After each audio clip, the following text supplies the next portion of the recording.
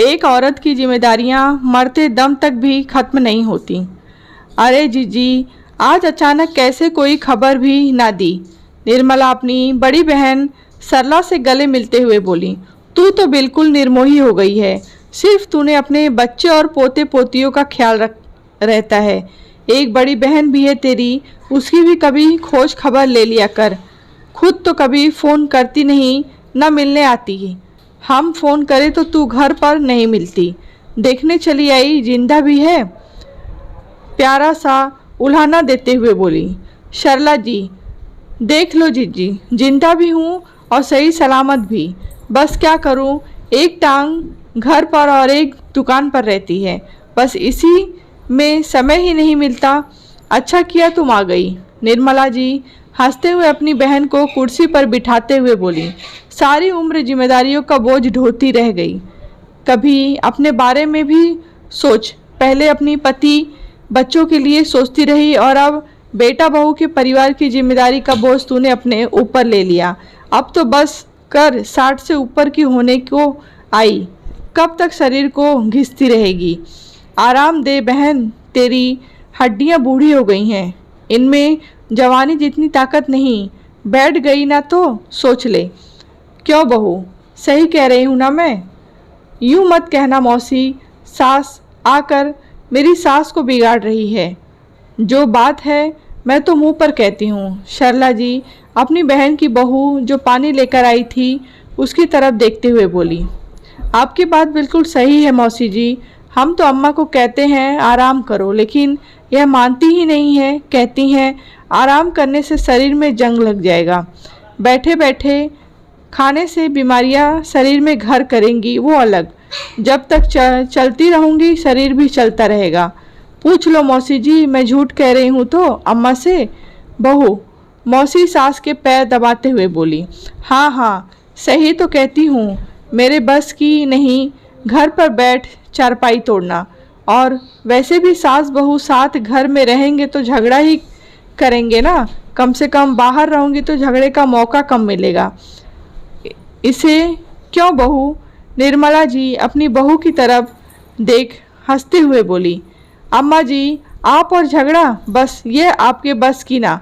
मेरे बस की बहुत कुछ है बहू। अभी तो तू जा और अपनी मौसी के लिए चाय और नाश्ते की तैयारी कर। मुझसे तो मैं बाद में निपटूंगी। निर्मला जी अपनी बहू को प्यार से डांटते हुए आदेश देते हुए बोली। निर्मला, तेरी बहू वाकई में बहुत अच्छी है, इसमें कोई दो राय नहीं। बेटा बहू तुझे आराम करने के लिए कह रहे हैं तो तू ही क्यों बुढ़ापे में इतना खट रही है? आराम कर बहन, बहुत काम कर लिया। सरला जी अपनी बहन को समझाते हुए बोली। आराम किसको प्यारा नहीं जीजी, लेकिन जब पता हो घर के हालात सही नहीं तो जिम्मेदारियों से मुंह मोड़ आराम करना मुझे तो अच्छा नहीं लगता। मैं समझी नहीं। क्या महेश का काम धंधा अच्छा नहीं चल रहा? कुछ दिक्कत है? यह तो तुम्हें पता ही है जीजी की महेश के पिता को कोरोना हुआ तो उसके इलाज में सारी जमा पूंजी खर्च हो गई और उसके बाद भी उन्हें बचाया न जा सका।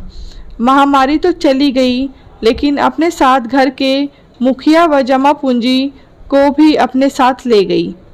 इसीलिए महेश ने अपनी दुकान के सामान की घर घर जाकर डिलीवरी भी शुरू कर दी और किराने के एक दो सामान की एजेंसी भी ले ली, जिससे वह सामान को दूसरे दुकानों को बेच थोड़ा मुनाफा कमाने की कोशिश में लगा है। जब वह डिलीवरी के लिए जाता है तो मैं उस समय दुकान पर बैठ जाती हूँ। पोती अभी 7-8 महीने की है, इसीलिए बहू को दुकान पर बैठा नहीं सकती। दोनों बच्चों की देखभाल के लिए वह घर पर ही रहती है और इस बीच साड़ी में फॉल पिको भी कर लेती है। अब तुम बताओ, जब बेटा बहू घर की माली हालत सुधारने के लिए दोहरी जिम्मेदारी निभा रहे हैं तो मैं जो इस घर की अब बड़ी हूँ, अपनी जिम्मेदारियों से मुंह मोड़ कैसे आराम कर सकती हूँ? बस बेटे का काम धंधा एक बार फिर से अच्छे से जम जाए, फिर देखना तुम्हारे पास महीना महीना रुकने आया करूँगी और फ़ोन पर भी घंटों तुम्हारे कान खाऊंगी। सारी शिकायतें दूर कर दूंगी तुम्हारी जीजी।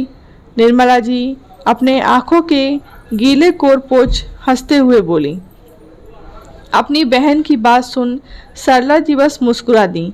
बोली, कुछ नहीं कहती भी क्या, वह भी तो एक औरत है और जानती है कि एक औरत की ख्वाहिशें शायद ही कभी पूरी हों, लेकिन जिम्मेदारियां मरते दम तक भी पूरी नहीं होती।